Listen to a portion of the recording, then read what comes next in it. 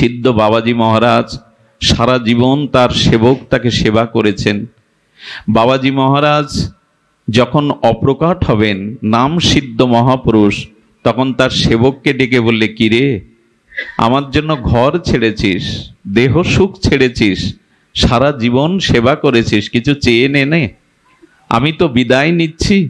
শোন, আমি তোকে স্বর্গ দিতে পারি, বৈকুণ্ঠ দিতে পারি, এই আশ্রমের তোর পদ প্রতিষ্ঠা সব দিতে পারি, বল কি চাই। শিষ্যটি সরল হয়ে বললেন, প্রভু, আমি যা চাইব আপনি তা দেবেন না আমায়। বললেন, সারাটা জীবন আমার জন্য বিলিয়ে দিয়েছিস, আমি দেব, চেয়ে নে। বললেন, আমার মাথায় হাত দিন, আমি যা চাইব দেবেন। বলে, তোর বিশ্বাস এলো না? আমি তোকে দিতে পারি, তোর বিশ্বাস? আচ্ছা ঠিক আছে, আমি কথা দিলাম। অনেকক্ষণ নীরব হয়ে গেছেন, চোখ দুটো ছলছল হয়ে গেছে। বললেন, তবে দিন। আমি ছোটবেলা থেকে দেখেছি, আপনি যখন নিতাই বলেন, গৌর বলেন, তখন আপনার নয়ন দিয়ে প্রেমশ্রু বিগলিত হয়ে আপনার বুক ভেসে যায়।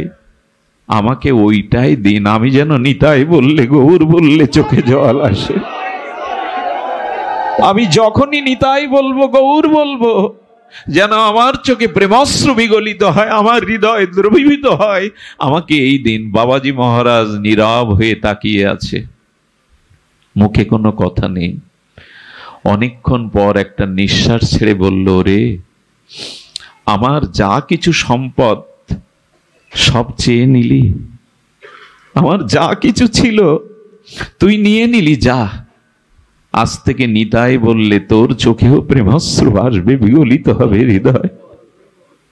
সেই থেকে উনি যখনই নিতাই বলতেন, গৌর বলতেন, ওনার নয়ন দিয়ে পিস্কারির ন্যায় গদগদ কণ্ঠে, রুদ্ধ কণ্ঠে এমনি করে প্রেমাশ্রু ভেসে যেত। এই জন্য হরি হরি বলিতে নয়নে বহে নীর। কবে তোমার জন্য আমার হৃদয় দ্রবীভূত হবে, কবে তোমার জন্য আমার চোখে দুপোটা প্রেমশ্রু আসবে। চোখের জল সংসারের জন্য ফেলে কোনো লাভ নেই, কেউ মূল্য দেয় না। চোখের জল যদি ফেলতেই হয়, গোপনে ভগবানের চরণে ফেলুন, এটির অনেক শক্তি। ভগবানের জন্য হা কৃষ্ণ বলে কাঁদুন, এ অনেক বুক একটা হালকা হয়ে যাবে, অনন্ত জন্মের স্বভাব শোধন হয়ে যাবে। এই জন্য নবদ্বীপ লীলাতে, গৌর লীলাতে দেখেছি আমরা, মহাপ্রভু নিজে কাঁদছেন, আর কাঁদতে কাঁদতে জলযন্ত্র পিস্কারির ন্যায় মহাপ্রভুর পাশে যারা থাকতেন তারা স্নান হয়ে যেতেন, এত কাঁদতেন প্রভু। কান্নাটাই সার করে গৌর এসেছিলেন, বিষ্ণুপ্রিয়া দেবী এসেছিলেন, সচিমা এসেছিলেন। এ জগতে আমরা সংসারের জন্য ঘটি ঘটি কাঁদি, স্ত্রী পুত্র বিপদ রোগ শোকের জন্য। ভগবান বলে কবে কাঁদতে শিখব, গৌর বলে কবে কাঁদতে শিখব। এই জন্য ভগবানের কাছে প্রার্থনা করুন, ভগবানের কাছে প্রার্থনা করুন, প্রভু, পাথরের বুক চিরে, মর্মর কঠিন পাথরের বুক চিরে ঝর্ণা ঝরে, আমার বুকটা কি পাথরের থেকে কঠিন, যেখানে ভগবানের নামে চোখে জল ঝরে না? পাথরের মর্মর শক্ত পাথর ভেদ করে ঝর্ণা বেরোয়। আমি কি এতই অপরাধী যে কৃষ্ণ বললে আমার হৃদয় গলে না, নয়নে অশ্রু আসে না? অন্যকে দেখাবার জন্য না, ঘরে দোদ দিয়ে গোপনে যদি কৃষ্ণ বলে কাঁদতে পারেন না, অনেক জন্মের স্বভাব ধুয়ে যাবে, মুছে যাবে, হৃদয় দ্রবিত হবে। ভগবানের কাছে গোপনে কাঁদতে হয়। আমার মতো এই ভরা আসরে দাঁড়িয়ে অন্যকে মাতানোর জন্য নয়, আসরকে মনোরঞ্জনের জন্য নয়, গোপনে ভগবানের জন্য কাঁদতে হয়। মৃত্যু আমাদের অসম্ভব, মৃত্যু আমাদের অবশ্যম্ভাবী, সন্দেহ আছে কি? মৃত্যু আমাদের মানে এটা সম্ভবপর, এইটা হবে না এমন নিষ্কৃতি তো নাই মৃত্যুর হাত থেকে। আপনি আপনাদের একটা বাচক কথা বলি, অপূর্ব আস্বাদন হবে। আমাদের কৃষ্ণদ্বৈপায়ন বেদব্যাস ভগবানের জ্ঞান অবতার, যিনি বেদ চতুর্বিভাজন করেছেন, যিনি মহাভারত রচনা করেছেন, উপনিষদ রচনা করেছেন, যিনি ভাগবত রচনা করলেন, সেই কৃষ্ণ দ্বৈপায়ন বেদব্যাস, যিনি ভগবানের জ্ঞান অবতার, ওনার একজন সেবক ছিল। কি ছিল? সেই সেবকের নাম দাস।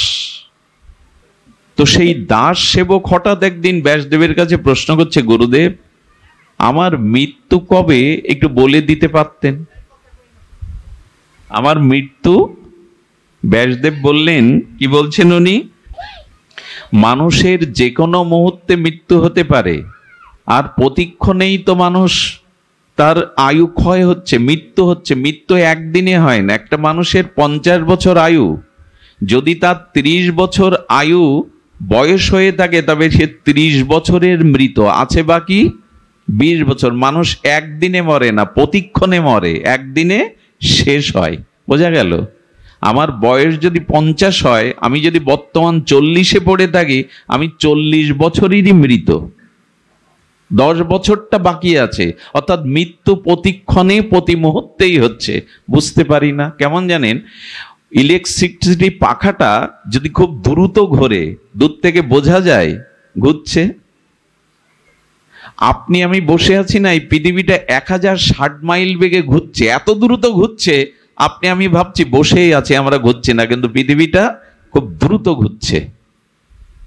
দ্রুত ঘোরা জিনিসকে বোঝা যায় না। দূর থেকে ফ্যানের পাখাটা দেখবেন, বোঝা যায় না যে ওটা চলছে কিনা, তো দূর থেকে এরকম মনে হয়। তেমন আমাদের আয়ু প্রতিক্ষণেই মৃত্যু হচ্ছে। বললেন, কবে মৃত্যু হবে বা আরো কতদিন বাঁচবে? ব্যাসদেব বলছেন, এটা না ভেবে যাতে মৃত্যুটা সার্থক হয়, তাই ভগবানের চিন্তা করো। কখন মরবে এটা ভেবে উদ্বিগ্ন হয়েও না, আর অনেক দিন বাঁচবে এ ভেবেও আশায় থেকো না। অথচ মৃত্যুটা যাতে সার্থক হয় তার প্রস্তুতি নাও। ভগবত চিন্তা করো, সৎ চিন্তা করো, ঈশ্বরের চিন্তা করো। কিন্তু তা কি আর হয়? দাসজির মনে যখন এভাবে প্রভাব ফেলেছে না, উনি তত্ত্বজ্ঞ, উনি জানেন আমার মৃত্যুটা কবে হবে। বলে, গুরুদেব দয়া করে একটু বলুন। ওর আগ্রহ দেখে তখন বলছে, দেখ, তোর মৃত্যু কবে এটা আমি জানি না, জানে যমরাজ। তো চল, আমি তোকে নিয়ে যেতে পারি, সে সামর্থ্য আমার আছে। যমের কাছে গিয়ে বলছেন, দয়া করে একটু বলুন তো, এই দাসের, আমার যে এই দাসরূপ সেবক শিষ্য, এর মৃত্যু কবে? তখন বললেন, প্রভু, লোকের জানটা, আত্মাটা, প্রাণটা আমি জোর করে দেহ থেকে ছিনিয়ে নিই, এটা আমার ডিউটি। কিন্তু কার মৃত্যু কবে হবে এটা মৃত্যু দেবতা ছাড়া আমিও জানি না। তো যমকে সাথে নিয়ে ব্যাসদেব আর দাস মৃত্যু দেবতার কাছে গেলেন। ইনি যম আর যমরাজের মৃত্যু দেবতার কাছে গেলেন, গিয়ে বললেন, দেখুন, আমি মৃত্যুর দেবতা বটে, কিন্তু ঈশ্বর আমাকে আদেশ দেন, তাই আমি আদেশ পালন করি। এই জন্য ঈশ্বরই বলতে পারেন ওর মৃত্যু কবে। তো ব্যাসদেব, দাস আর কে কে সাথে আছেন? যম এবং মৃত্যু দেবতা। এই 4 জন মিলে ভগবানের নিকটে গিয়ে ব্যাসদেব প্রণাম করছে, প্রভু, একটি বিষয় জানার জন্য আপনার এখানে এলাম, যে এর মৃত্যু কবে আপনি একটু কৃপা করে জানিয়ে দিন। ভগবান বিধাতা তখন হাসছেন আর বলছে, ব্যাসদেব, ও তোমার সেবক ভেবে আমি মনে করেছিলাম তোমার মতো মহাত্মাকে সেবা করছে, ও দীর্ঘদিন বাঁচুক। এই জন্য ওর মৃত্যুটা আমি একটু কৌশল করে রেখেছিলাম। ওর মৃত্যুটা কেমন যেন, আমি বলেছিলাম, ব্যাসদেব, দাস, যমরাজ এবং মৃত্যুর দেবতা, এই 4 জন যেদিন একত্রিত হবে সেই দিন ওর মৃত্যু। এবং আমি আর একটা সত্য রেখেছিলাম, ওকে বেশি দিন বাঁচাবো বলে, যে এই 4 জন একত্রিত হয়ে যেদিন আমার কাছে আসবে সেই দিনই ওর মৃত্যু। আমি চেয়েছিলাম ও জগতে কিছুদিন থাক, তোমার সেবা করছে, সদ্গুরুদেবের সেবা করছে। এখন দেখছি আমি যে মনে করেছিলাম সেই উপস্থিত। তোমরা 4 জন এক জায়গায় এবং আমার কাছেই চলে এসছো। এখনই মৃত্যু, মৃত্যু হোক। আমরা মৃত্যুকে অবশ্যম্ভাবী মৃত্যুকে, নিশ্চিত মৃত্যুকে, ধ্রুব সত্য মৃত্যুকে এড়াতে পারবো না, কিন্তু মৃত্যুর প্রস্তুতি আছে তো। তখনই ও হাই হাই করে উঠল, শুধু মৃত্যুর খবর জেনে কি করলাম, আমার তো প্রস্তুতি থাকা উচিত ছিল। এই জন্য মৃত্যু অবশ্যম্ভাবী হলেও, নিশ্চিত ধ্রুব হলেও আসুন আমরা চেষ্টা করি যাতে মৃত্যুটা সার্থক হয়। মৃত্যু সার্থক হয় কিভাবে? আমি দুটি রাস্তার কথা বলছিলাম। এক হলো সংসারের বস্তুর প্রতি আসক্তি কমানো, কারণ এতে সুখ নাই, এতে শুধু দুঃখ আর দুঃখ, এই ভেবে কমানো। আর দ্বিতীয় পথটা বেশ সরস, দ্বিতীয় পথটা খুব রসের। সেই পথটা হলো সর্বমাধুর্যময় আনন্দ সিন্ধু, মাধুর্যের সিন্ধু শ্রী ভগবানের চরণে আমাদের আসক্তিটা, প্রীতিটা যাওয়া। এই জন্য ভগবানের চরণে আমাদের আসক্তি আসতে হবে, ভগবানের চরণে আমাদের প্রীতি আসতে হবে। তাকে যদি ভালোবাসা যায় তবে তার কৃপায় এই মোহ আসক্তি দূর হবে। তাকে ভালোবাসাটা সহজ, কঠিন না। ভগবানকে ভালোবাসাটা সহজ, সেটা ভাগবতে বলেছেন, মদ গুণ শ্রুতি মাত্রে নমহি সর্ব গুহাশয়ে মনার গতি অবিচ্ছিন্ন যথা গঙ্গাবু সহ অম্মুধা। আহা, ভাগবতের এই দিব্য শ্লোকে ভগবান বলছেন, তোমার মনের গতি আমার দিকে যাবে, একটা কাজ করো, মদ গুণ শ্রুতি মাত্রেন, আমার গুণগাতা ভক্ত মুখে শ্রবণ করো, তাহলে আমার প্রতি তোমার মনের গতি চলে যাবে। ভক্ত মুখে আমার নাম রূপ মহিমা শ্রবণ করো। আচ্ছা, পৃথিবীতে সব থেকে বেশি শক্তিশালী কি? শব্দ। পৃথিবীর সব থেকে বেশি শক্তিশালী কি? বন্দুক কামান নয়। পৃথিবীর সব থেকে বেশি শক্তিশালী হলো শব্দ। এই জন্য শব্দকে ব্রহ্ম বলে, শব্দকে ব্রহ্ম বলে। দেখুন, শব্দের শক্তিটা একটু বলি। শব্দই ব্রহ্ম, শব্দই শক্তি। আপনারা জানেন, কোন দেশের স্বাধীনতা আন্দোলনে একটা শব্দ ব্যবহার হয়। যেমন ভারতবর্ষ স্বাধীনতা হয়েছিল বন্দে মাতারাম এই শব্দটার দ্বারা, এবং বিপ্লবীরা দেশ মাতাকে মুক্ত করবার জন্য এই শব্দটার জন্য বুলেট বুকে পেতে দিয়েছিলেন, শুধু একটা শব্দ। আমাদের এই বাংলাদেশ স্বাধীনতায় একটা শব্দ প্রয়োগ হয়। শব্দই যে শক্তি সেটা আমরা অনুভব করি। আচ্ছা, অনুভব করি কিনা দেখুন, আপনাকে আমি মুখের দুটো বাক্য বলবো, অর্থাৎ গালি বা আপনাকে অপমানসূচক কথা বলবো, এতে আপনার রক্ত উঠে যায় কেন, মাথায় প্রেশার বেড়ে যায় কেন? শব্দই তো বললাম। আপনার মস্তিষ্ক গরম হয়ে গেল, আপনি ক্ষিপ্র হয়ে গেলেন, আপনার ভিতর প্রেশার বেড়ে গেল, কারণ আমি অপমানজনক দুটো কথা আপনাকে বলেছি। শব্দের শক্তি না থাকলে আপনার রক্ত চাঙ্গা করে দিতে পারে, আপনাকে অস্থির করে দিতে পারে, ক্রোধান্বিত করে দিতে পারে। ক্রোধটা আসে তো শব্দ থেকে। আবার দুটো প্রশংসা বাক্য যদি কাউকে বলেন, স্তুতি করেন, সে দেখবেন প্রফুল্ল হয়ে আপনার প্রতি অত্যন্ত প্রসন্ন। আমি শব্দের শক্তি বললাম কেন জানেন? আমাদের শরীরের সমস্ত অঙ্গ প্রত্যঙ্গ গড়তে গিয়ে হাড় বা শিরার ব্যবহার করা হয়েছে, কিন্তু জিহ্বায় হাড় আছে? জিহ্বায় কোনো হাড় আছে কি? হাড় নাই। কিন্তু এই হাড় না থাকা বস্তুটার এমন ক্ষমতা, এ দিয়ে শব্দ বললে আপনার বুকের পাঁজরও ভেঙে যাবে। এর শক্তি এমন। মানুষের হৃদয় ভেঙে দেয় মানুষের কথা, শব্দ। এখানে কোনো বাঁশি বাজছে না, কেউ নাচ গান করছে না, এখানে কাউকে দান ধ্যান করা হচ্ছে না, কিন্তু দুটো মুখের কথায় আমরা এতগুলো মানুষ সংসার ভুলে, কামনা বাসনা ভুলে একটা অপ্রাকৃত আনন্দ লোকে বাস করছি। এটা তো শব্দেরই কারণ।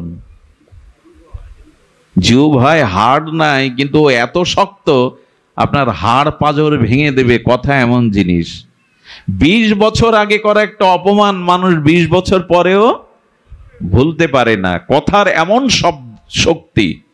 এই জন্য বলছেন, এই কথার মধ্যে আবার সর্বোত্তম শক্তি হলো হরি কথায়, ভগবত কথায়, ভাগবত কথায়। কেন শক্তি জানেন? যার টাকা নাই, নির্ধনী, সে যদি টাকা টাকা করে 10 বছর জপ করে, ওই জপে টাকা পাবে? পাবে কি? তাহলে কেউ নির্ধনী থাকতো না। কারো পিপাসা লেগেছে, সে যদি জল জল বলে সারা রাত জপ করে, পিপাসা মিটবে? ওই জল শব্দের মধ্যে তার পিপাসা মিটাবার শক্তি আছে? সন্দেশ সন্দেশ বললে জিহ্বাই মিষ্টতা আসবে? আসবে না, কারণ ওই শব্দগুলোর মধ্যে ওই বস্তুর অভাব আছে। কিন্তু কৃষ্ণ বললে, হরি বললে, ওর মধ্যে হরি পাওয়া যাবে, ওর মধ্যে আনন্দ পাওয়া যাবে।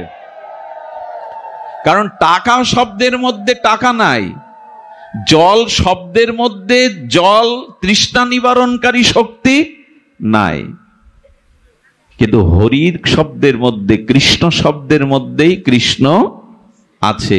এই জন্য বলবো যে ভাগবত শ্রবণ করতে হবে। ভগবানের নাম রূপ লীলা শুদ্ধ ভক্তের মুখে, অনুরাগীর মুখে শ্রবণ করতে হবে। ওই শক্তি হৃদয়ে গেলে আপনার মনের গতি ভগবানে নিয়ে যাবে,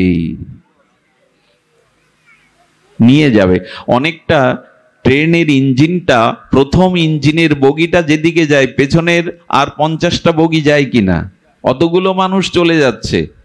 তেমনি আপনার মনের গতি ভগবানের দিকে যাবেই যাবে যদি ভগবত কথা হরি মদ গুণ শ্রুতি মাত্রেন।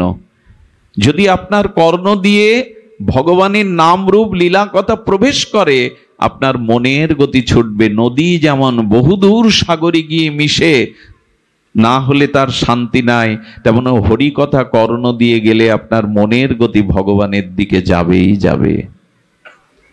এই জন্য ভাগবত কথা একমাত্র একবার প্রশ্ন করা হয়েছিল, এক রাবণের জন্য রাম অবতার হলো। কথাটি খুব মার্মিক কথা, আমি বেশি সময় নেব না, শুনুন। রামচন্দ্র এসেছিলেন রাবণ বধের জন্য, কংস, শিশুপাল, জরাসন্ধ এদের বধের জন্য কৃষ্ণ এলো।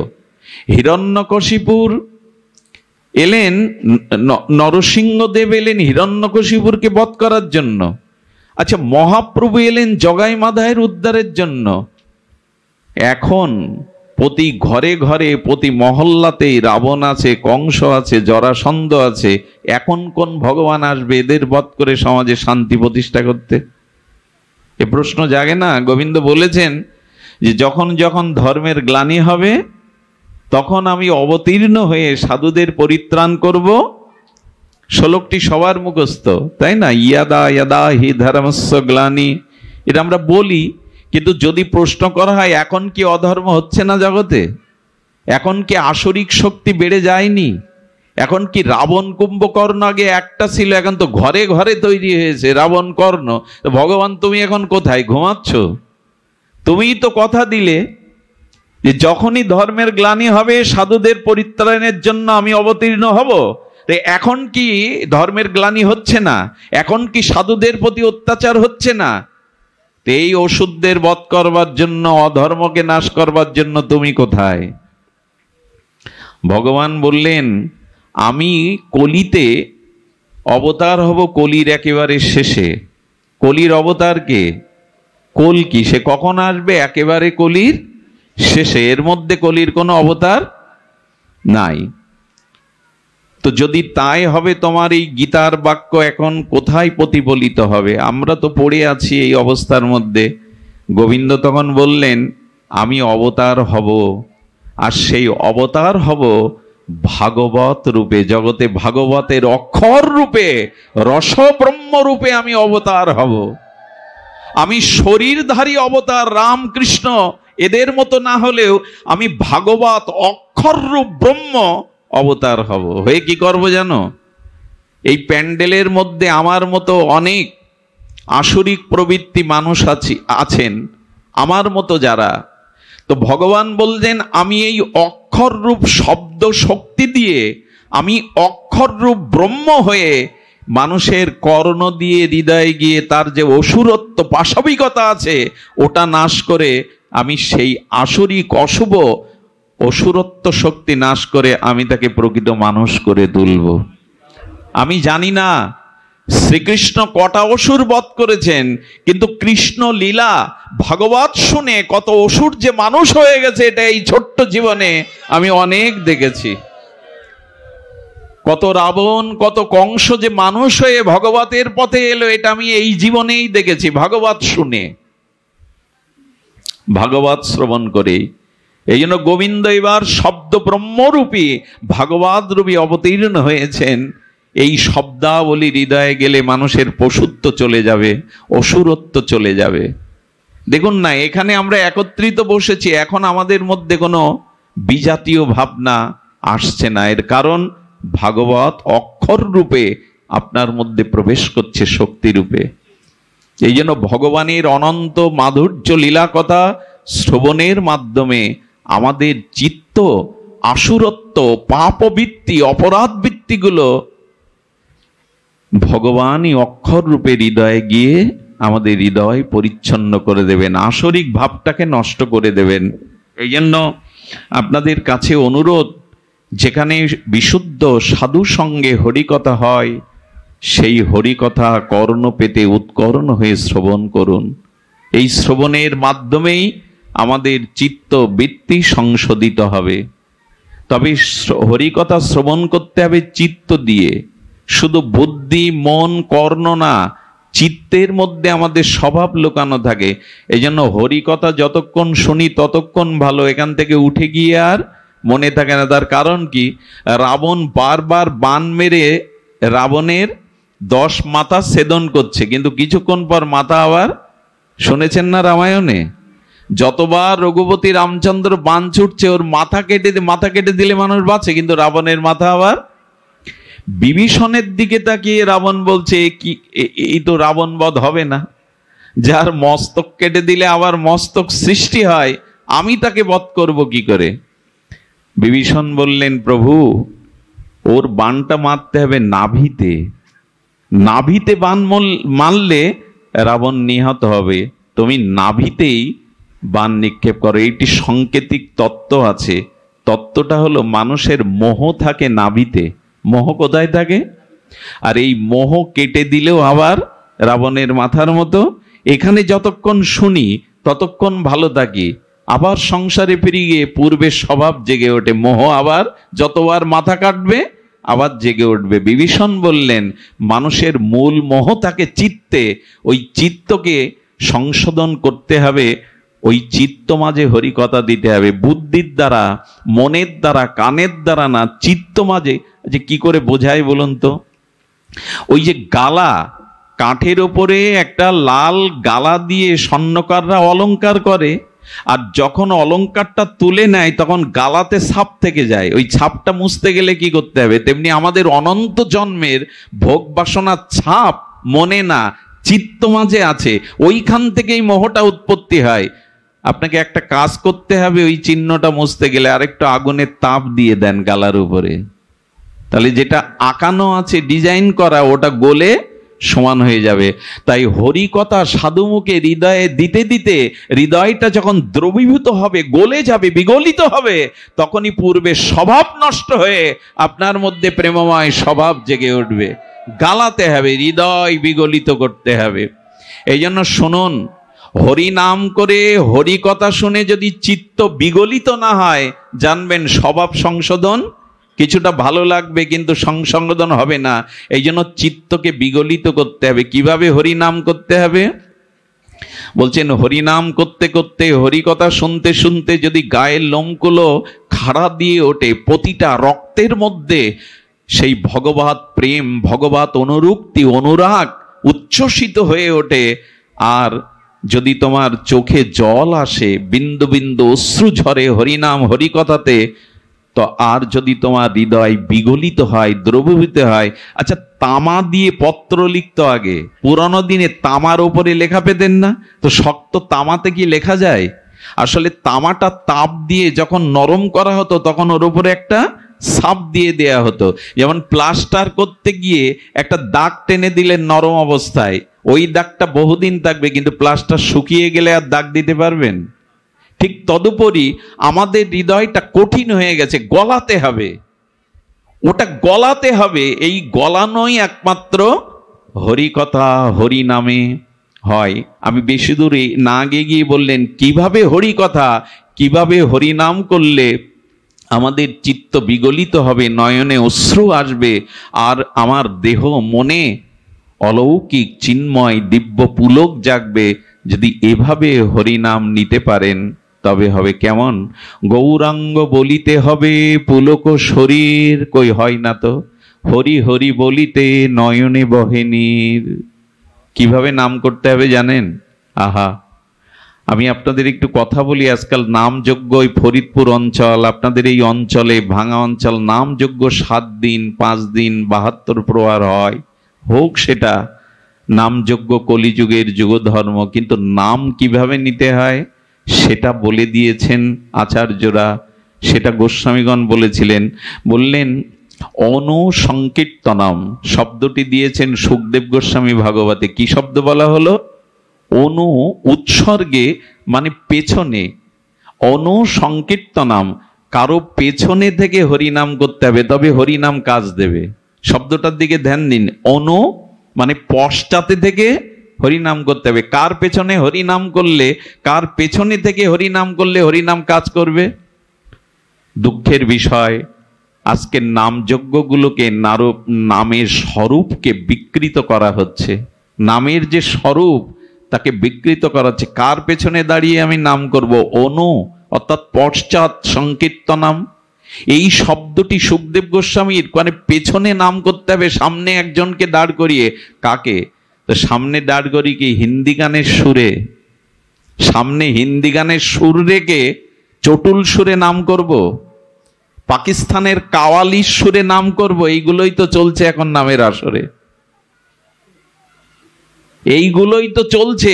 কার পেছনে নাম করতে হবে সেই নাম ঈশ্বরের কাছে পৌঁছাবে, আমার হৃদয় দ্রবীভূত হবে, আমার অনন্ত জন্মের স্বভাব সংশোধন হবে। কোন হৃদয়ে নাম করলে? কার পেছনে দাঁড়িয়ে? হিন্দি গানের সুরে, কাওয়ালির সুরে? লোককে বিনোদনের জন্য হরিনাম নয়। নামাচার্য হরিদাস ঠাকুর গুফার মধ্যে বসে নাম করছেন, বেনাপোলের গভীর জঙ্গলের মধ্যে বসে নাম করছেন, কাউকে দেখান না। একটা জিনিস বলি, যে ভক্তি বিজ্ঞাপনের জন্য করা হয়, অন্যকে জানানোর জন্য করা হয়, সেখানে ভক্তির ছিটে ফোঁটাও থাকে না। ভক্তি কখনো বিজ্ঞাপনের জিনিস নয়। আজকাল মাইক না হলে, আমরা হরি কথা বলতে সাউন্ড সিস্টেম না হলে, আগেকার দিনে লাগতো, এটা হরিনাম করতে লাগতো মাইক সিস্টেম। এক মাইক ঠিক করতে 2 ঘন্টা লাগে। আসলে মাইক শব্দটা মাইক হয়ে গেছে, এখন নিজেকে যত জানানো অন্যকে যায়। এই মাইক চিন্তা নিয়ে নাম করলে, মায়ার পেছনে দাঁড়িয়ে নাম করলে নাম ক্রিয়া হবে না। নাম করতে হবে কের পেছনে দাঁড়িয়ে? আসলে নামের স্বরূপটাই আমরা বিকৃত করে রেখেছি। নাম করতে হবে গুরুদেবকে সামনে রেখে, বৃন্দাবনকে সামনে রেখে, নিতাইকে সামনে রেখে, ভক্তিকে সামনে রেখে হরিনাম করতে হবে, তবে সেই নামে হৃদয় দ্রবীভূত হবে। আহা, হৃদয় কখন বিগলিত হবে, নয়নে প্রেমশ্রু কখন আসবে, কণ্ঠ কখন রুদ্ধ হয়ে যাবে? যখন আপনি গুরুদেবকে সামনে রাখবেন, বৃন্দাবনকে সামনে রেখে নাম করবেন, নবদ্বীপকে সামনে রেখে মহাপ্রভু রাজানুলম্বিত অশ্রু সজল নয়নে দেখতে দেখতে নাম করবেন, ঠাকুর হরিদাসের দিকে তাকিয়ে নাম করবেন। লোকের মনোরঞ্জনের জন্য নয়, লোকের কাছে যশ খ্যাতির জন্য, নিজের বিজ্ঞাপন প্রচারের জন্য নয়। অনেকেই হরিনামে নৃত্য করে ভগবানের সামনে। কেউ যদি ভগবানকে আনন্দ দানের জন্য নৃত্য কীর্ত করে, ভগবান তার কাছে বিক্রি হয়ে যায়। কিন্তু আমরাও তো নাচি, ভগবান কেন প্রেম দেন না? বলে নৃত্য করবার সময় লক্ষ্য রাখতে হবে, আমার এই নৃত্য কীর্তনের দ্বারা হরি প্রসন্ন হচ্ছে কিনা। আমরা নৃত্য করি ভগবানকে প্রসন্ন করার জন্য, না ক্যামেরার দিকে দৃষ্টি ফেরানোর জন্য? ক্যামেরা আমার দিকে যেই পড়লো আমি নাচতে শুরু করলাম, তার মানে আমার নৃত্যটা যাতে প্রচার হয়ে যায়। কি ভগবানকে আনন্দ দেওয়ার নৃত্য? আমার কথা কি বোঝা যায়? অনেকেই আগে মোবাইল আলাদা সেট করে রাখে নাচের আগে, যে এটা তুলে নাও, ছেড়ে দাও। এ নৃত্য কি ভগবানকে আনন্দ দেওয়ার জন্য, না আপনার প্রচারের জন্য? খবরদার, ভগবানের সম্মুখে তাকে আনন্দ দেওয়ার জন্যই যা কিছু চেষ্টা, নিজের বিজ্ঞাপনের জন্য এটি করা নয়। সুধীবৃন্দ, বলতে বলতে এসেছি যে ভগবানের কথাতে আর হরি নামে, ভগবানের কথাতে হরি নামে নয়নে অশ্রু, হৃদয় বিগলিত হলেই কেবল মোহ যাবে, আমাদের সংসার নাশ হবে, ক্ষয় হবে, আসক্তি ক্ষয় হবে। তবে এমন করে নাম, এমন করে অভিব্যক্তি কজনার হয়। সিদ্ধ বাবাজি মহারাজ সারা জীবন তার সেবক তাকে সেবা করেছেন। বাবাজি মহারাজ যখন অপ্রকট হবেন, নাম সিদ্ধ মহাপুরুষ, তখন তার সেবককে ডেকে বললে, কিরে, আমার জন্য ঘর ছেড়েছিস, দেহ সুখ ছেড়েছিস, সারা জীবন সেবা করেছিস, কিছু চেয়ে নে, আমি তো বিদায় নিচ্ছি। শোন, আমি তোকে স্বর্গ দিতে পারি, বৈকুণ্ঠ দিতে পারি, এই আশ্রমের তোর পদ প্রতিষ্ঠা সব দিতে পারি, বল কি চাই। শিষ্যটি সরল হয়ে বললেন, প্রভু, আমি যা চাইব আপনি তা দেবেন না আমায়। বললেন, সারাটা জীবন আমার জন্য বিলিয়ে দিয়েছিস, আমি দেব, চেয়ে নে। বললেন, আমার মাথায় হাত দিন, আমি যা চাইব দেবেন। বলে, তোর বিশ্বাস এলো না? আমি তোকে দিতে পারি, তোর বিশ্বাস? আচ্ছা ঠিক আছে, আমি কথা দিলাম। অনেকক্ষণ নীরব হয়ে গেছেন, চোখ দুটো ছলছল হয়ে গেছে। বললেন, তবে দিন। আমি ছোটবেলা থেকে দেখেছি, আপনি যখন নিতাই বলেন, গৌর বলেন, তখন আপনার নয়ন দিয়ে প্রেমশ্রু বিগলিত হয়ে আপনার বুক ভেসে যায়। আমাকে ওইটাই দিন, আমি যেন নিতাই বললে, গৌর বললে চোখে জল আসে। আমি যখনই নিতাই বলবো, গৌর বলবো, যেন আমার চোখে প্রেমশ্রু বিগলিত হয়, আমার হৃদয় দ্রবীভূত হয়। আমাকে এই দিন। বাবাজি মহারাজ নীরব হয়ে তাকিয়ে আছে, মুখে কোনো কথা নেই। অনেকক্ষণ পর একটা নিঃশ্বাস ছেড়ে বলল, রে, আমার যা কিছু সম্পদ সব চেয়ে নিলি, আমার যা কিছু ছিল তুই নিয়ে নিলি, যা। আজ থেকে নিতাই বললে তোর চোখেও প্রেমশ্রু আসবে, বিগলিত হবে হৃদয়। সেই থেকে উনি যখনই নিতাই বলতেন, গৌর বলতেন, ওনার নয়ন দিয়ে পিস্কারির ন্যায় গদগদ কণ্ঠে, রুদ্ধ কণ্ঠে এমনি করে প্রেমাশ্রু ভেসে যেত। এই জন্য হরি হরি বলিতে নয়নে বহে নীর।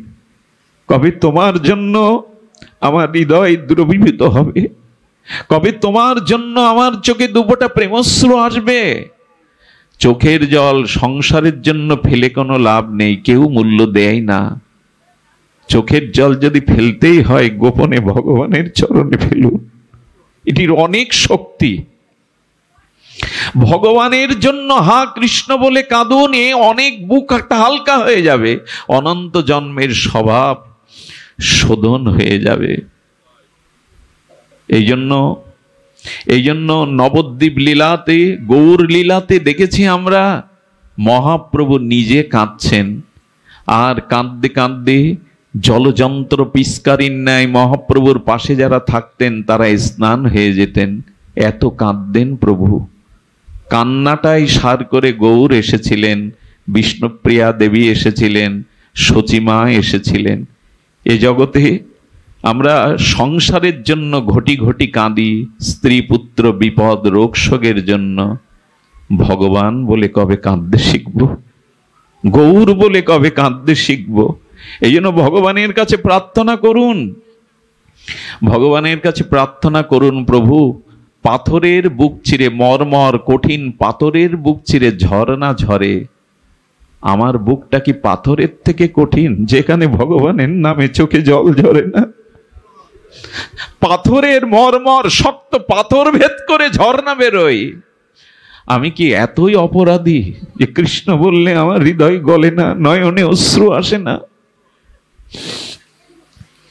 অন্যকে দেখাবার জন্য না, ঘরে দুধ দিয়ে গোপনে যদি কৃষ্ণ বলে কাঁদতে পারেন না, অনেক জন্মের স্বভাব ধুয়ে যাবে, মুছে যাবে, হৃদয় দ্রবিত হবে।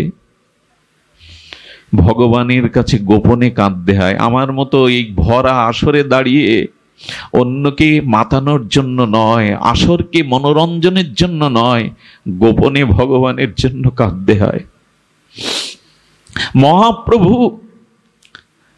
আর সীতানাথ অদ্বৈত ভবন হতে চিরদিনের মতো চলে যাচ্ছে। সন্ন্যাস নিলে একবার মাতৃভূমি দর্শন করতে হয়।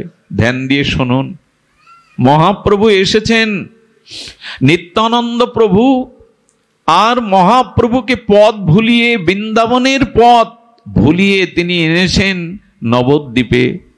সীতানাথ ভবনে মহাপ্রভু প্রায় 10 দিন ছিলেন, 10 দিবস। সেই 10 দিবস সেবে ভক্তদের দর্শন দিলেন, আর নিজের মায়ের, সচী মায়ের, জগজ্জননীর প্রাণ রক্ষা করলেন। আর মহাপ্রভু তখন আর শান্তিপুর হতে নবদ্বীপের পথ ধরে চলে যাচ্ছে। একবার ভেবে দেখুন, এই মহাপ্রভু 24টা বছর নবদ্বীপে লীলায় ছিলেন। এই নবদ্বীপের প্রতিটি ধূলিকণা, আকাশ বাতাস মহাপ্রভুর লীলা সঙ্গী, মহাপ্রভুর চিরচেনা। বেড়ে উঠেছেন, খেলেছেন, আনন্দ করেছেন, সংকীর্তন করেছেন এই মাটিতে।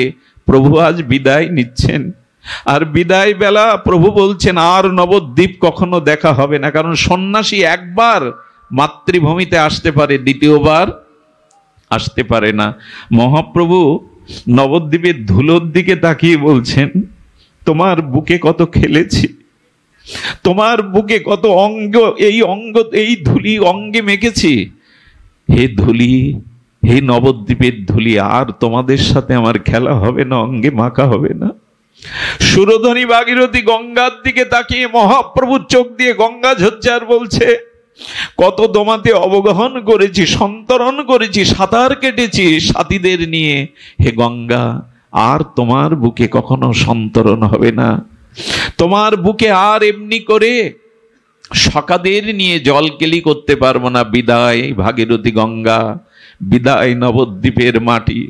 কি বলবো আপনাদের, সমস্ত নবদ্বীপবাসীর প্রাণের ধন গৌরাঙ্গের বিদায়ে তাদের চোখ দিয়ে প্রেমাশ্রু হা গৌরাঙ্গ, হা গৌরাঙ্গ ধ্বনিতে আকাশ বাতাস মুখরিত হয়ে গেছে, যেন ভারী হয়ে গেছে। সেদিনের সে বর্ণনার ভাষা আমার নাই। গাছের শাখাগুলি, পাতাগুলো যেন নিচে নেমে এসে শোকাতুর হয়ে মহাপ্রভুর চরণ বদন দেখছেন। আর দেখবো না তোমায় গৌরহরি, আর তোমাকে কোনোদিন দেখবো না। এই যখন দশা, তখন ঘরের মধ্যে বিষ্ণুপ্রিয়া দেবী আড়ালে কাঁদছেন। কেন জানেন? প্রভু সন্ন্যাস নিয়েছেন, প্রভুর সামনে যাওয়ার আমার অধিকার নেই।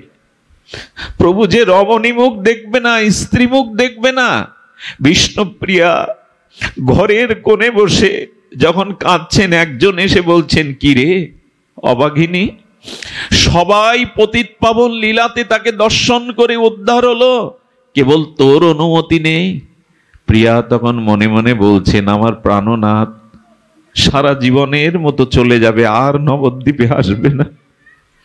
তার চরণ, তার বদন আর কখনো দর্শন হবে না। কি করব আমি? আমার তো যাওয়া নিষেধ প্রভুর সামনে। শেষ কথা চিন্তা করে বিষ্ণুপ্রিয়া দেবী ঘর থেকে সেই সমস্ত শোকে পাথর হয়ে গেছে, আর সে তো শুভ্র বসন আবৃত করে মহাপ্রভু তার বাটির সামনে, গৃহের সামনে দিয়ে চলে যাচ্ছেন। আর বিষ্ণুপ্রিয়া দেবী পথের ধুলাতে এসে ওইখানেই সাষ্টাঙ্গে মহাপ্রভুর পথ আগলে দাঁড়িয়েছে। মহাপ্রভু নিজের বাটির সামনে এসে গঙ্গার তীরে নিজের ঘর দেখে চোখে জল পেটছেন। তোমার কোলেই তো বড় হয়েছি, জন্মভূমি, এই গৃহেই তো আমি শশীকলার ন্যায় বেড়েছি চিরবিদায়। মহাপ্রভুর খড়মটা বেঁধে গেল বিষ্ণুপ্রিয়ার অঙ্গে। কে তুমি, কে তুমি, এভাবে ধুলায় দূষারিত হয়ে শুয়ে আছো? বিষ্ণুপ্রিয়া বললেন, আমি অভাগিনী, আমার কি গতি হবে কৃপা করে বলুন। বললেন, কে তুমি? বলল, আমি গৌরাঙ্গ প্রিয়া। মহাপ্রভু বললেন, না, তুমি কৃষ্ণ প্রিয়া হও, তুমি কৃষ্ণ প্রিয়া, বিষ্ণু প্রিয়া হও। বলে, না, আমি যে কৃষ্ণ চিনি না, আমি যে গৌরাঙ্গ ছাড়া জানি না, গৌরাঙ্গের চরণ ছাড়া চিনি না, আমি গৌরাঙ্গ প্রিয়া। সকলেই কৃপা পেল, আমার কি গতি হবে? মহাপ্রভু দোকানা পায়ের খড়ম পাদুকা খুলে দিয়ে বললেন, যাও, এই দুটি নিয়ে ঘরে গিয়ে এই দুটির মধ্যেই কৃষ্ণ ভজন করো, এই মধ্যেই আমাকে তুমি পাবে, আমাকে স্মরণ করো। যেমন রামচন্দ্র ফিরে আসেনি অযোধ্যাতে, ভরত প্রভুর চরণ দুখানা, পাদুকা দুখানা মাথায় নিয়ে ভরত ফিরে এসেছিল। প্রভু, তোমাকে না ফিরিয়ে নিয়ে যেতে পারি, তোমার চরণ তো ফিরিয়ে নিয়ে যাব, তোমার চরণই তো তুমি। ভরত 14 বছরের জন্য প্রভুর পাদুকা মাথায় নিয়ে নিজে সিংহাসনে না বসে ওই পাদুকাকেই রাজাদিরাজ করে সিংহাসনে পূজা করেছিলেন। সুধীজন, বিষ্ণুপ্রিয়া দেবী সেই যে পাদুকা নিয়ে ঘরে গেলেন, তার ভজনই ছিল চোখের জল। কি করতো জানেন? সকাল হলে দুটো মাটির পাত্র রাখত, একটা পাত্রে থাকতো তন্ডুল চাউল, সেই এক একটা চাল হরে কৃষ্ণ এই মহামন্ত্র প্রসাদী করে খালি পাত্রে রাখত। বলুন তো, বেলা 12টা পর্যন্ত, দ্বীপ্রহর পর্যন্ত কটা চাউল হতো? ওই চালগুলো নিয়ে গঙ্গা জলে ফুটিয়ে মহাপ্রভুকে ভোগ লাগিয়ে এক মুঠো পেতে নেই তার সারা জীবনের আহার। পারবো তো? এরকম জীবের জন্য এত বিরহ পারবো তো? যতদিন শাশুড়ি মা বেঁচে ছিলেন, শাশুড়ির আঁচল তলে গঙ্গা স্নান করতে নেই মুখ বিষ্ণুপ্রিয়ার কেউ দেখতে পায়নি। আমি অভাগিনী, আমি প্রভুকে ধরে রাখতে পারিনি, মুখ দেখাতেন না। কাঞ্চনা সখী দেখছে প্রিয়াজি একটা ময়লা সাধারণ কাপড় পরে আছে। প্রিয়া, সাক্ষাৎ জগৎ লক্ষ্মী তুমি, তোমার রূপে জগৎ পুলকিত, তুমি বৈকুণ্ঠের অধীশ্বরী, তুমি কেন ময়লা কাপড় পরেছ? সখী কাঞ্চনা বললেন, এ তোমায় মানায় না। বিষ্ণুপ্রিয়া বললেন, যার প্রতি জীব উদ্ধারের জন্য সংসারের সমস্ত সুখ ত্যাগ করে গম্ভীরার মধ্যে রাত দিন কৃষ্ণ বলে কাঁদছেন, তার সহধর্মিনী হয়ে ভালো কাপড় পরা কি শোভা পায়? বিষ্ণুপ্রিয়া দেবী মহাপ্রভু চলে যাওয়ার পরে আর কোনো ভালো মলিন বস্ত্র ছাড়া পরেননি। খেয়েছেন ওই প্রসাদী চাউলের এক মুঠো সিদ্ধ। আর কি করতেন জানেন? আর ওই মহাপ্রভু খাটে ঘুমাতেন না, মেঝেতে গম্ভীরার মধ্যে ছোট্ট একটু ক্ষেত্রে পাটা প্রসারিত করে শয়ন করা যায় না, ওর মধ্যে মহাপ্রভু পড়ে থাকতেন। বিষ্ণুপ্রিয়া দেবীও পালঙ্কে বা খাট গ্রহণ করেননি, ধুলায় পড়ে থাকতেন। ভগবানের জন্যই বিরহ না জাগলে আমাদের চিত্ত সংশোধন হবে না। ভগবানের জন্য চোখের জলই একমাত্র উপায় হৃদয়কে গলাতে। আজও কোনো বস্তু সিদ্ধ করতে গেলে তাকে তাপ দিতে হয়। এই চোখের জলের বিরহ তাপ কৃষ্ণ পেলাম না, ভজন হলো না, তোমার চরণে অনুরাগ এলো না, এই যে বিরহ তাপে দগ্ধীভূত চোখের অশ্রু জলে এই হৃদয় যেদিন বিগলিত হবে, সেই দিনই অনন্ত জন্মের স্বভাব সংশোধন হবে, তার আগে নয়। তবে এটি আশা বড় কঠিন। কার আসে জানেন? কৃষ্ণ বলে যে কাঁদতে শিখেছে, তার ছোঁয়ানিন ওই রোগ আপনারও হবে। ভগবানের জন্য ব্যাকুল হয়ে আরতিতে প্রেমে যিনি কাঁদতে শিখেছেন, যার হৃদয় ভগবৎ প্রেমে বিগলিত, তার সঙ্গ করুন, তার ওই ভাব আপনার ভিতরে সংক্রামিত হবে, ওই ভাব আপনার মধ্যেও সংক্রামিত হবে। এই জন্য কৃষ্ণ নাম নিতে নিতে যদি কণ্ঠ রুদ্ধ হয়ে যায়, চোখে প্রেমাশ্রু বিগলিত হয়, হৃদয় যদি দ্রবীভূত হয়, তবে অনন্ত জন্মে হৃদয়ের দুর্বাসনা আমাদের হৃদয় থেকে চলে যাবে। তাই ভগবানের কাছে একটা প্রার্থনা করবেন। এই প্রার্থনা করার আগে তাকে ভালোবাসুন। আমি দুটি পথের কথা বলেছিলাম, সংসারের বস্তুর থেকে সুখের আসক্তি ত্যাগ করা, আর দ্বিতীয় হলো ভগবানের চরণে অপ্রাকৃত মাধুর্যের সিন্ধু ভগবানের চরণে আসক্তি। বৃন্দাবনের ছোট্ট একটা ঘটনা বলেই আজকের পাঠ বিশ্রাম। এক বাবাজি মহারাজ ছিলেন, বোঝো ছেড়ে তিনি কোথাও যাননি জীবনে, বৃন্দাবন ছেড়ে তিনি কোথাও যাননি। 108 বছর এই মহাত্মার বয়স। উনি প্রথম জ্ঞানী ছিলেন, জ্ঞানী থেকে বেদ অধ্যয়ন করতেন, ধ্যান করতেন, কিন্তু পরবর্তীতে ব্রজবাসীদের সঙ্গ পেয়ে, মহাত্মাদের সঙ্গ পেয়ে তিনি ভক্তিযোগে প্রবেশ করেন। আর ভক্তিতে তিনি গোপালকে তার শিশু জ্ঞানে, সন্তান জ্ঞানে গোপালের সাথেই তার সম্বন্ধ হয়। শীতে গোপালকে বুকের মধ্যে রাখেন, সকলে ননি খাওয়ান, তাকে খেলনা কিনে দেন, তার সাথে পিতা পুত্রের সম্পর্ক। এই করতে করতে 108 বছর যখন বয়স, তখন তার মনে একবার হলো, আমি গঙ্গা কখনো দেখিনি, বদ্রিকাশ্রমে কখনো যাইনি, অন্য কোনো ধামে, দ্বারকায় যাইনি, মিথিলায় যাইনি, আমার একটু ইচ্ছা হয়েছে আমি তীর্থ ভ্রমণে যাব। গোপাল হৃদয় থেকে বলছেন, বৃন্দাবন ছেড়ে কোথাও যেও না, ব্রজ ছেড়ে তুমি কোথাও যেও না। সবাই বলছে, বাবা আপনি যেতে চেয়েছিলেন, বলে আমার গোপাল নিষেধ করেছে, আমি কোথাও ব্রজ ছেড়ে যাব না। ব্রজ ছেড়ে তিনি যাননি। ওই ব্রজেই যেদিন দেহত্যাগ করলেন, বাবাজি মহারাজরা তাকে শ্মশানে দাহ করার জন্য যখন নিয়ে গেল, হঠাৎ একটা 6-7 বছরের বালক এসেছে, বেশি দিন আগের ঘটনা না। এসে বললেন, উনি আমার পিতা হন, উনি আমার পিতা হন, আমি ওনার সন্তান। উনি গঙ্গা স্নান করতে চেয়েছিলেন, আমি তাকে যেতে দেইনি। এই দেখো আমি গঙ্গা জল এই কলসিতে ভরে এনেছি আমার বাবাকে স্নান করাবো বলে।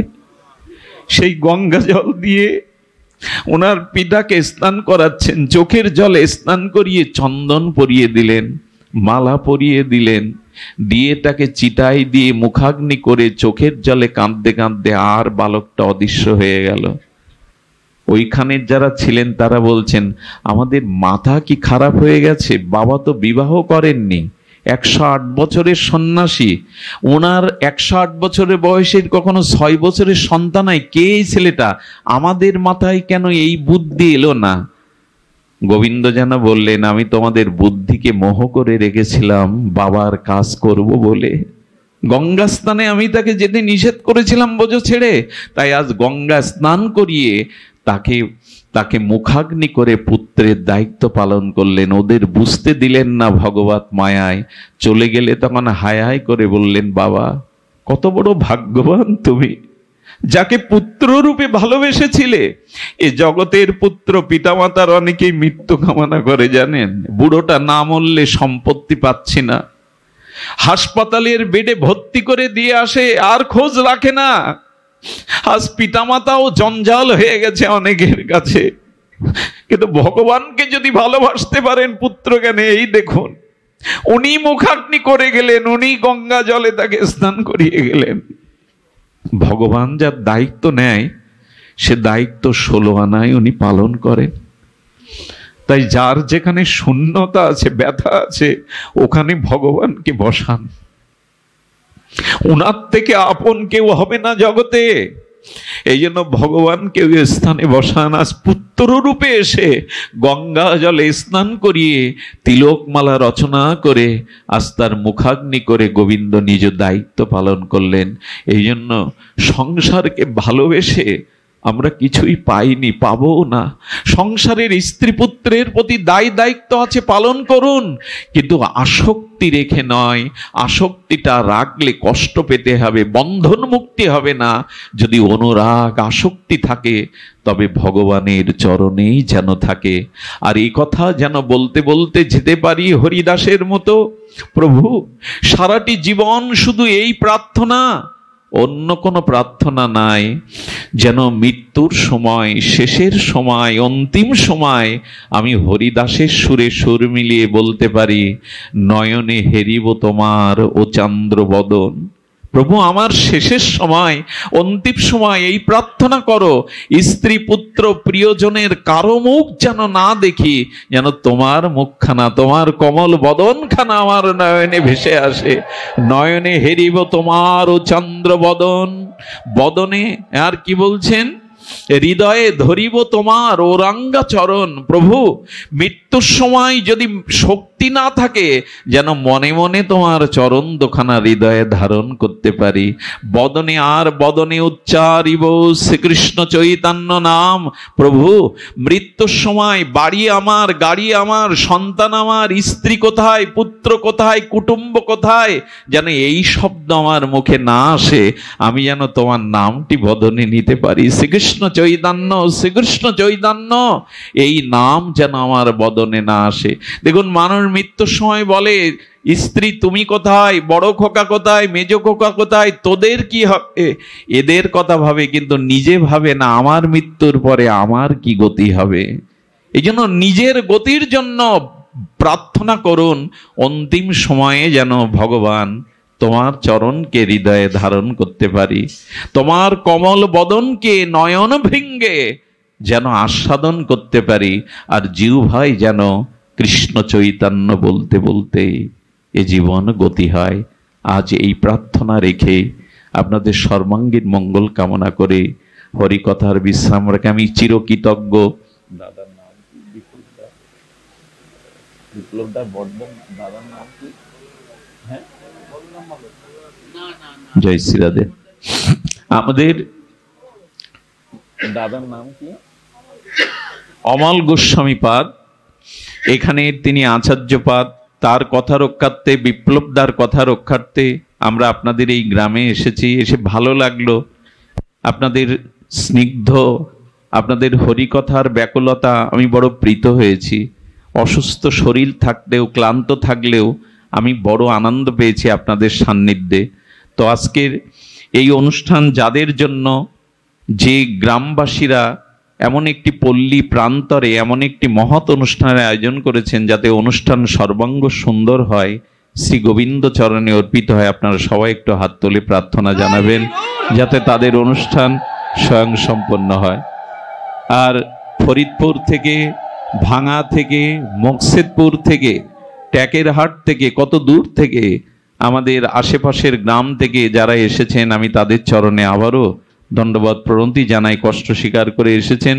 10ই শ্রাবণ 27শে জুলাই 2025 রোজ রবিবার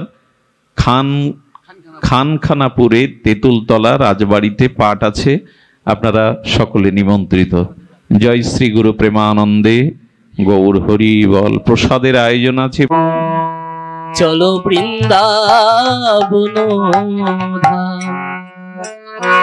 যেথায় নিত্য লীলা করে নামার,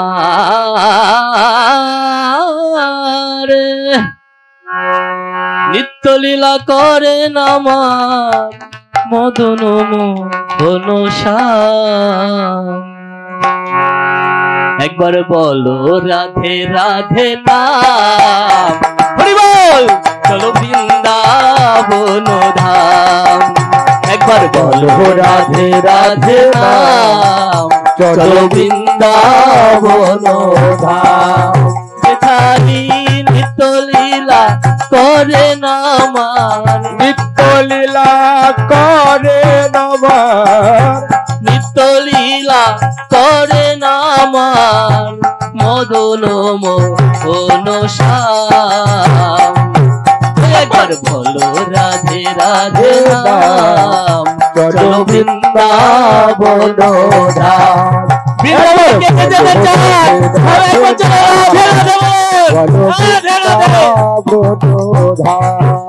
একবার বলো রাধে রাধে নাম, বলো বৃন্দাবন ধাম।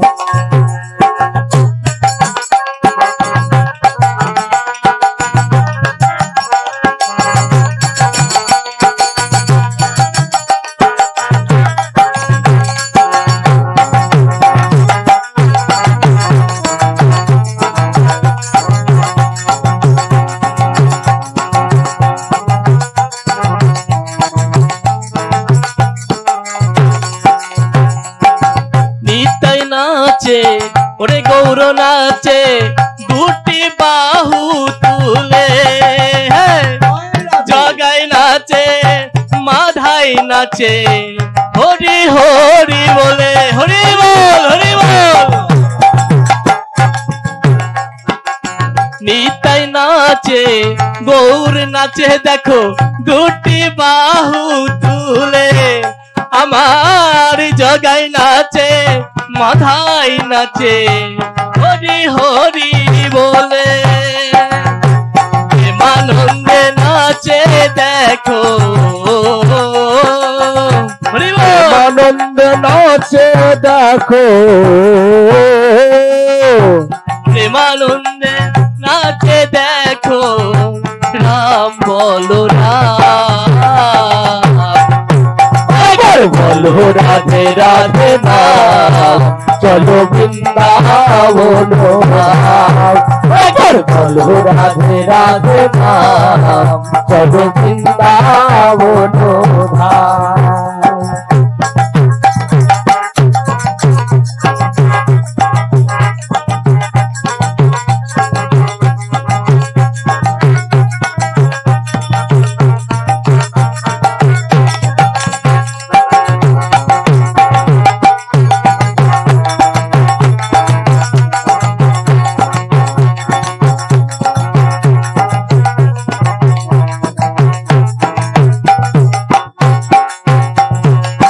বৃন্দাবন বাসী নাচে দেখো মদন মোহন।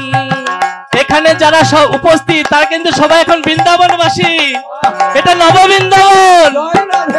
বৃন্দাবন বাসী নাচে দেখো মদন মোহন, আর তালে তালে নাচে দেখো ওই গিরি গোবর্ধন।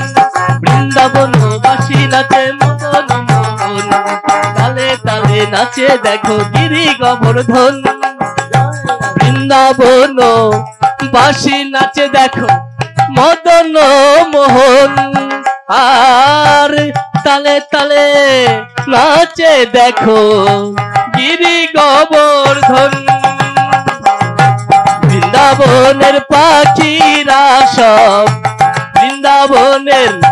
বৃন্দাবনের পাখিরা সব গাই রাধা গুণগান। একবার বলো রাধে রাধে নাম, চলো বৃন্দাবন ধাম। একবার বলো রাধে রাধে নাম, চলো বৃন্দাবন ধাম।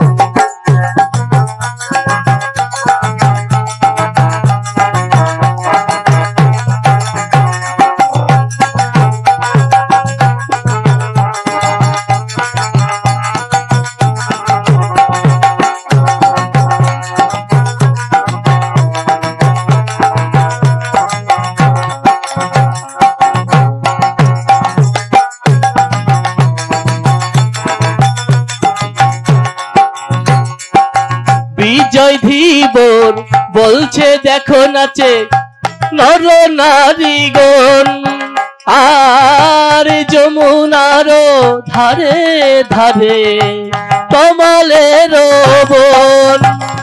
বিজয় ধীবর বলছে নাচে নর নারীগণ, যমুনার ধারে ধারে তমালের বন। বিজয় ধীবর বলছে নাচে দেখো নর নারীগণ, আর যমুনার ধারে ধারে তমালের বন।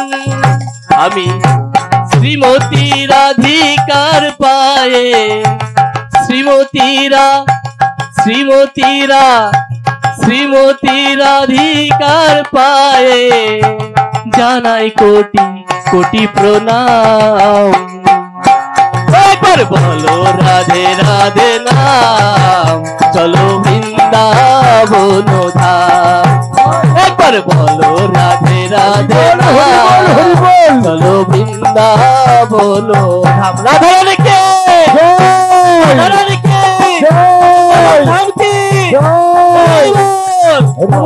রাধে রাধে বলো রাধে রাধে রাধে রাধে রাধে রাধে, সবাই বলো রাধে রাধে, বলো রাধে রাধে রাধে রাধে রাধে রাধে, বলো রাধে রাধে নাম, চলো বৃন্দাবন ধাম। একবার বলো রাধে রাধে নাম, চলো বৃন্দাবন ধাম। একবার বলো রাধে রাধে নাম, চলো বৃন্দাবন ধাম। একবার বলো রাধে রাধে, বলো রাধে রাধে নাম, চলো বৃন্দাবন ধাম।